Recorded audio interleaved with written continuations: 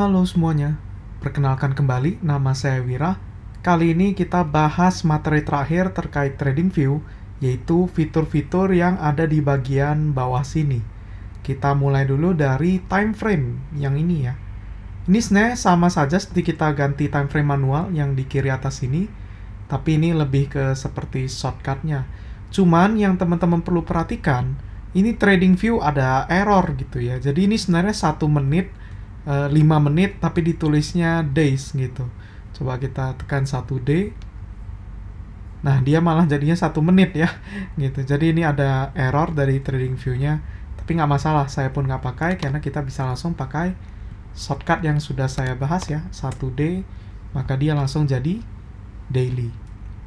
Oke, kemudian ada ini untuk go to ya. Jadi kita pindah ke tanggal-tanggal tertentu di masa lalu gitu. Ini cara cepat dibandingkan kita misalkan geser-geser, cari-cari ya. Jadi ini lebih mudah kalau memang teman-teman tahu mau ke tanggal tertentu di masa lalu. Kita bisa pakai ini. Next, yang di sini ini adalah jamnya beserta juga time zone.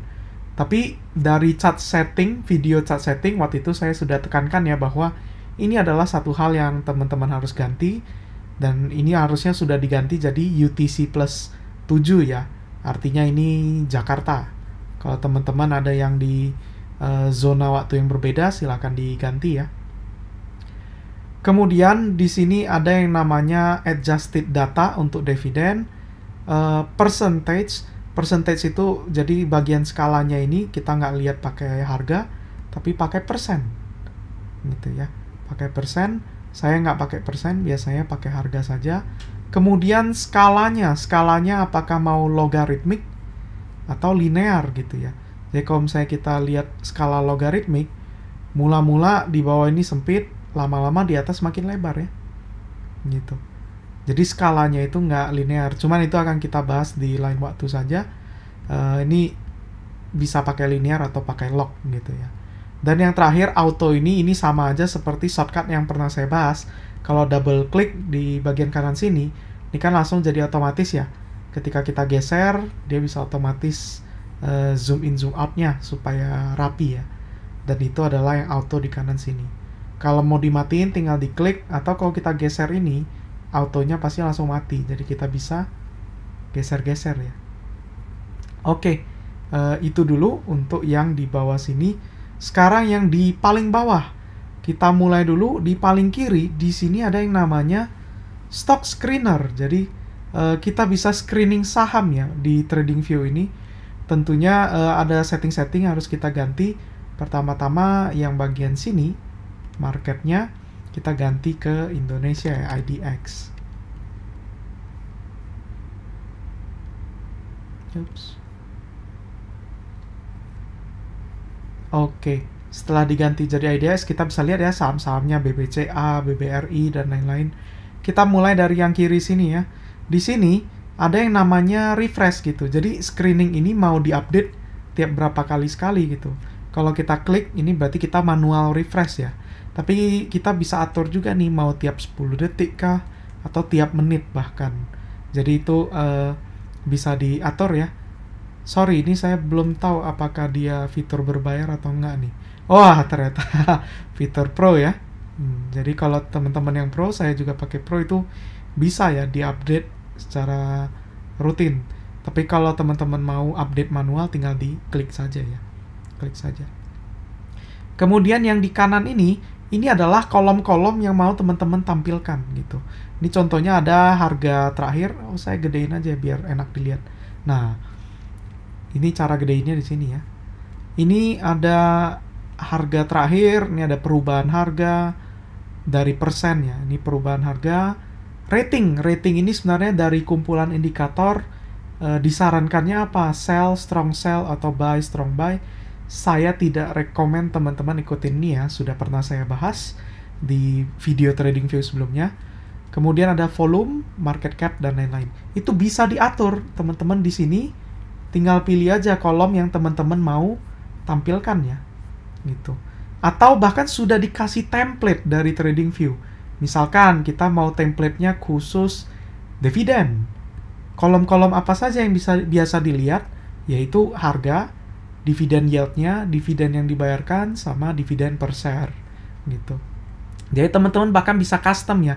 Teman-teman bisa custom, misalkan tambahkan EPS di sini, maka di sini kita bisa save kolom yang sudah pernah kita custom gitu ya. Kolom yang pernah kita custom. Di sini kita bisa bintangin juga seperti biasa ya, artinya favorit ya, maka akan muncul di bagian sini. Kalau teman-teman merasa keramaian ya dihapus saja, munculin yang teman-teman sering pakai gitu ya, misalkan dividen, laporan keuangan, contoh ya.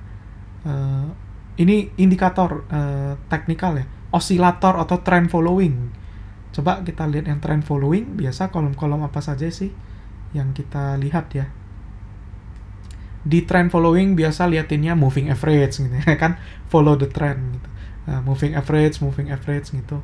Kalau teman-teman merasa nggak cocok ya tinggal ganti saja kolom yang custom ya. Kebetulan sih kalau saya pribadi ya nggak penting banget untuk melihat ini gitu, nggak penting banget di trend following melihat itu. Nanti detail-detail teknis ya, trend following dan lain-lain itu pasti kita bahas di video WISHARE setelahnya, tapi ini kita fokus ke TradingView dulu. Oke, jadi teman-teman seperti itu ya untuk memilih kolom yang ada di atas ini. Oke, ini kolom-kolomnya bisa diklik untuk diurutin ya. Contoh ini ada strong sell, strong buy. Ini kan masih diurutinnya, nggak tahu berdasarkan apa. Coba kita tekan, set. Maka ini bisa diurutinnya dari yang strong buy ke buy biasa, terus ke sell, ke strong sell gitu ya. Dan di sini kalau ngikutin moving average ya, yang semua harganya di atas moving average itu saham true, laba, dan lain-lain. Hati-hati ini nggak liquid gitu ya. Hati-hati. Nah ini saya pernah tekankan kan ya, jangan asal ngikutin sinyal dari indikator, itu berbahaya banget gitu. Itu berbahaya banget karena kita butuh konteks ya. Kita butuh konteks. Nanti akan saya bahas lebih dalam di setelah kita bahas moving average dan lain-lain. Oke, kemudian yang di sini kita bisa download hasil screening kita ini ya. Kita bisa download hasil screening kita. Nanti tampilannya mungkin akan seperti ini gitu. Cuman untuk bisa download screening ini itu fitur yang berbayar ya, fitur Pro. Yang di sini ini untuk time frame-nya, screening untuk daily kah atau weekly dan seterusnya. Ini alert, jadi teman-teman bisa dapat alert ini tiap berapa menit atau di setting saja itu bisa diatur ya. Saya pribadi belum pernah pakai, jadi belum bisa cerita. Kemudian yang terakhir sini di paling kanan, kalau tadi di sini kan untuk memilih kolom ya. Kalau ini untuk memilih screeningnya ya, screeningnya. Misalkan teman-teman mau yang volumenya minimal berapa gitu. Jadi teman-teman, nah teman-teman bisa atur gitu ya, volumenya dalam rentang berapa gitu, rata-rata volumenya dalam rentang berapa, minimal perubahan harga persennya berapa. Nah itu screeningnya teman-teman bisa atur gitu ya, teman-teman bisa atur. Dan ini banyak banget pilihannya, yang standar ya, yang standar. Yang custom sayangnya tidak ada ya, jadi di sini cuman yang standar-standar saja. Tapi itu udah lebih dari cukup. Karena lagi-lagi ini cuman screening ya. Jangan pernah menggunakan ini menjadi sinyal. Sinyal buy, sinyal sell itu bahaya banget gitu. Jadi ini cuman screening ya. Ingat. Tentunya kalau teman-teman yang belum familiar ya, aduh biasa kalau screening ini apa sih yang harus diatur gitu ya. Lagi-lagi sudah ada template-nya. Bahkan teman-teman bisa save screening pribadi kalau teman-teman yang punya skill untuk screening mandiri gitu ya. Tapi kalau teman-teman mau screening yang sudah ada, ini ada volume leader gitu. Jadi mencari yang volumenya paling gede gitu. Nah ini mungkin kita ganti yang ada volumenya ya. Ya dia coba mungkin kita performance, perubahan harga, nggak ada volume di sini. Ya udah kita tambahin aja. Tambahin kolom volume. Harusnya kalau kita screening volume leader ya seperti itu ya, kita akan bisa dapatkan volume-volume yang besar di hari tersebut, atau misalnya kita bisa minggu tersebut, bulan tersebut, dan seterusnya gitu. Tentunya volume leader ini maksudnya apa? Ini lagi-lagi dia udah otomatis isiin di sini gitu. Volume leader itu yang volumenya dalam rentang ini dan seterusnya ya. Tapi teman-teman lagi-lagi bisa custom, oke? Bisa custom. Hanya gunakan template ini untuk teman-teman yang nggak paham ya cara screening. Tapi saran saya teman-teman ngoprek gitu ya, ubah-ubah setting-settingan dari filter ini untuk mendapatkan emiten-emiten sesuai preferensi teman-teman masing-masing gitu ya, masing-masing. Ada misalkan yang kalau mencari volumenya yang mendadak besar gitu, unusual volume di sini ya, unusual volume. Nah, di sini langsung muncul saham-saham dengan volume yang tidak normal ya, tidak normal. Volume yang tidak normal itu apa? Nah, itu yang diubah adalah relatif volumenya ternyata. Oke. Jadi dari sisi relatif volume ini, relatif volume itu volume terhadap rata-rata volumenya gitu ya. Jadi itu untuk mencari misalkan volume spike itu bisa. Jadi banyak ya, banyak banget yang teman-teman bisa coba. Silakan teman-teman pelajari saja template-templatenya, atau bahkan satu persatu dari ini teman-teman bisa pelajari apa sih yang bisa kita manfaatkan untuk ngefilter saham-saham sesuai preferensi kita gitu ya. Bahkan termasuk yang fundamentalis di sini, kalau mau screening rasio keuangan, value investing bisa juga di sini gitu, oke. Screening teknikal, fundamental, sama terakhir deskriptif ya. Deskriptif itu tentunya dari misalkan country, negaranya gitu. Jangan lupa kita tentu pilih yang Indonesia. Oke, saya rasa sudah cukup ya sedikit pengantar itu tentang screening. Silahkan teman-teman ngoprek-ngoprek sendiri ya supaya nemuin yang cocok gitu. Kita kecilin lagi. Next, di sini ada yang namanya notes ya. Jadi teman-teman sebenarnya bisa tambahin catatan gitu. Oke, tambahin catatan di sini. Misalnya reminder gitu. Reminder Telkom ini kita lagi nunggu breakdown trend. Misalkan ya, ditambah catatan gitu. Jadi teman-teman bisa tambahin catatan di TradingView. Ini udah break malah. Downtrend minornya ya. Sudah mulai di break. Oke, selanjutnya ada yang namanya Pine Editor gitu ya. Pine Editor ini itu adalah bahasa pemrograman yang digunakan oleh TradingView ya, yaitu namanya PineScript. Oke. PineScript ini bahasa pemrograman di TradingView. Tujuannya teman-teman bisa buat indikator custom atau bahkan bisa buat robot ya di TradingView ini gitu. Contohnya di sini saya udah siapin code. Jadi teman-teman bisa ya di sini open buat new indikator gitu ya. Indikator yang baru, yang kosong. Terus teman-teman bisa buat programnya. Misalkan contoh saya buat seperti ini, bisa dikasih nama. Nah, bisa dikasih nama. Di save juga bisa. Contoh saya save ya. Saya save. Lalu teman-teman bisa tambahkan ke chart. Maka di sini ada moving average yang 4 sekaligus gitu ya. 4 sekaligus. Dan ini custom gitu. Karena biasa moving average kan cuma satu ya. Jadi kalau teman-teman yang pakai fitur TradingView gratis, indikatornya kan maksimum cuma 3. Jadi nggak muat kan. Jadi kalau bisa ya kita pakai yang satu indikator, moving average-nya ada 4 gitu. Kalau cuma butuh 3 ya tinggal dimatiin ya. Tinggal dimatiin. Yang penting teman-teman satu indikator dapat 4 gitu ya. Dapat 4.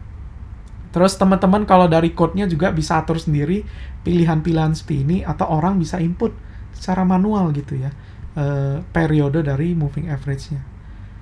Apa yang teman-teman code di sini, setelah di-save ya, maka itu akan muncul di bagian indikator di sini ya, my script.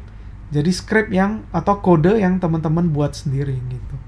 Bahkan teman-teman bisa publikasikan kode itu, programnya, indikatornya ya, supaya jadi muncul di indikator publik gitu. Seperti yang ini orang-orang lain buat ya. Lazy Bear, Chris Moody. Kalau kita udah buat dan kita publikasikan, juga akan muncul di sini. Seperti itu. Oke. Jadi itu terkait Pine Editor. Cara programming, bahasa pemrogramannya itu saya tidak akan bahas ya, karena ini seri trading untuk pemula gitu. Tapi itu kalau teman-teman yang bisa programming, sebenarnya PineScript ini lumayan mudah ya. Jadi kalau teman-teman mau buat indikator sendiri itu bisa. Selain indikator, teman-teman juga bisa buat strategi. Strategi itu untuk nge-backtestingnya. Jadi teman-teman sudah ada indikator, tapi mau di-backtest gitu. Mau diuji ke masa lalu, apakah indikator ini menguntungkan atau enggak, gitu. Contoh, misalkan saya udah siapkan di sini backtest strategi menggunakan MACD, gitu ya. Jadi MACD, kita coba buka MACD, MACD. Nah, MACD ini kalau teman-teman pernah baca ya, salah satu cara pakainya adalah melihat crossover gitu. Jadi kalau dia crossover, saya perbesar, kalau dia dari bawah ini jebol ke atas jadi warna hijau, maka sinyal untuk entry. Tapi kalau dari hijau jebol ke bawah, maka ini sinyal untuk exit atau jual gitu ya. Itu yang sering diajarkan di buku-buku. Tapi coba kita backtest gitu.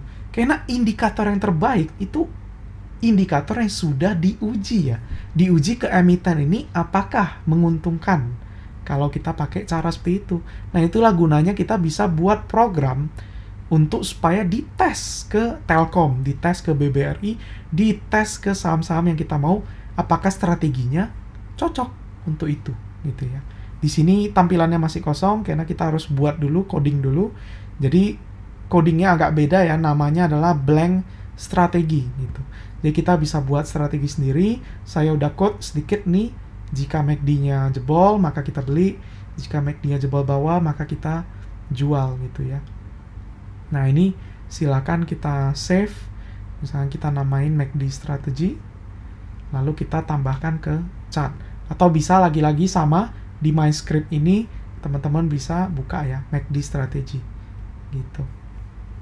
Oke. Kita coba tambahkan ke chart. Maka harusnya di sini strategi testernya langsung nyala ya. Dan ini diuji ke masa lalu, kita bisa lihat kalau kita pakai strategi yang seperti di buku biasa diajarkan, MACD jebol atas jebol bawah, maka ternyata perlahan kita akan merugi terus gitu. Merugi terus ya. Dan ini persennya kita untung itu cuman 27% of the time gitu ya. Jadi ini sangat jelek. Secara total kita minus 9%. Minus 9% gitu. Dan informasi lainnya ini tidak akan saya bahas karena ini kita akan lebih fokus nanti ke tradingnya ya, daripada programming atau backtesting kode gitu. Jadi ini saya tidak bahas, tapi mungkin untuk teman-teman yang punya pengalaman programming atau yang mau belajar PineScript, maka ini bermanfaat ya. Ini bermanfaat. Kayak kita bisa lihat tidak menguntungkan ya. Atau mungkin ini tidak menguntungkannya cuma untuk Telkom gitu. Oh ya, ada satu hal yang saya lupa kasih tahu teman-teman waktu itu. Di watchlist ini, kalau kita udah ada watchlist, kita bisa geser-geser pakai tombol atas sama bawah ya. Jadi kalau kita tekan bawah, geser ke BBCA. Tekan bawah, geser ke Unilever. Jadi kita enak ya kalau udah ada watchlist, kita tinggal tekan bawah, bawah, bawah.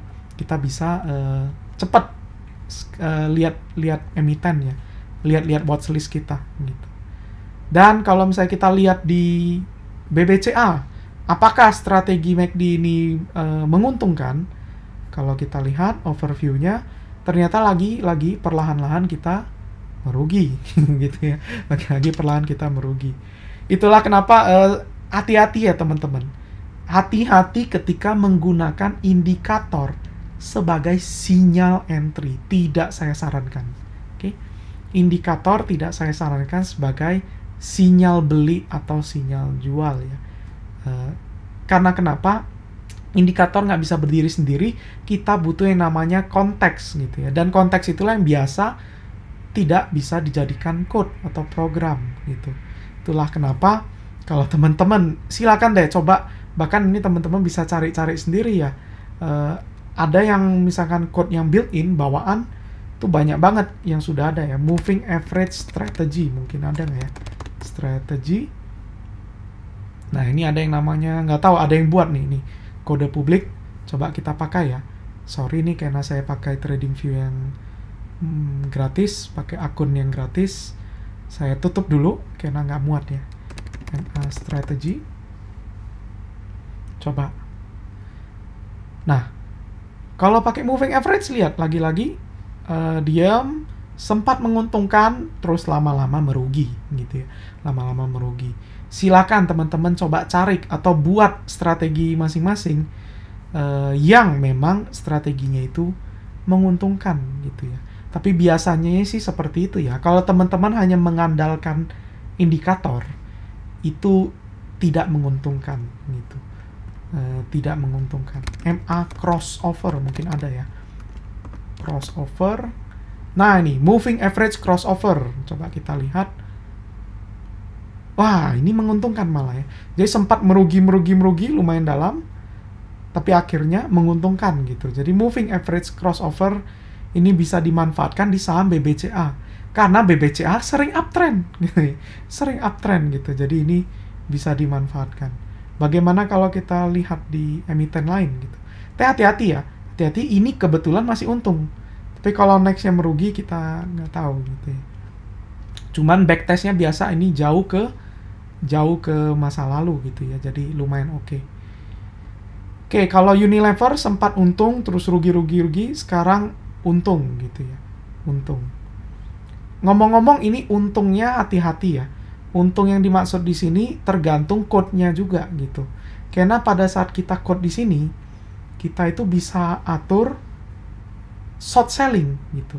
Jadi ada yang namanya buy, ada yang namanya short selling gitu. Kebetulan di sini yang Unilever ini menguntungkan karena kita memperhitungkan short selling ya. Short selling. Jadi ya kita tahu harga Unilever turun terus, kalau ini short selling ya ini menguntungkannya luar biasa gitu. Oke, menguntungkannya luar biasa.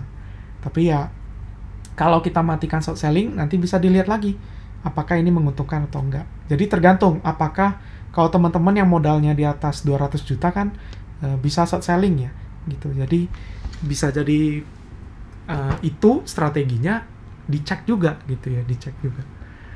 Oke, saya nggak akan terlalu banyak bahas ya gitu. Silahkan teman-teman program sendiri atau cari strategi-strategi yang sudah dibuat orang lain. Mudah-mudahan teman-teman bisa menemukan yang sesuai harapan teman-teman gitu. Tapi nanti kedepannya saya akan ajarkan bagaimana memanfaatkan indikator plus konteks supaya kita profitnya pun lebih optimal ya dibandingkan kita hanya mengikuti sinyal gitu. Hati-hatilah sama sinyal dari indikator. Gitu. Oke. Yang terakhir ada trading panel. Ini sempat saya singgung ya bahwa kalau di forex, broker forex, kita bisa trading melalui TradingView gitu. Jadi itu ada trading panel di sini gitu. Oke deh. Sekian, jadi itu selesai ya semua fitur yang ada di bawah di TradingView bagian bawah. Akhirnya kita sudah selesai seri untuk berkenalan dengan TradingView. Kedepannya kita mulai masuk ke materi-materi dari analisa teknikal. Tentunya ketika kita mau praktek, kita akan menggunakan TradingView ya. Baik teman-teman, terima kasih ya sudah mengikuti seri tutorial TradingView ini. Semoga bermanfaat. Sampai jumpa di video selanjutnya. Ingat teman-teman, trade responsibly. Thank you.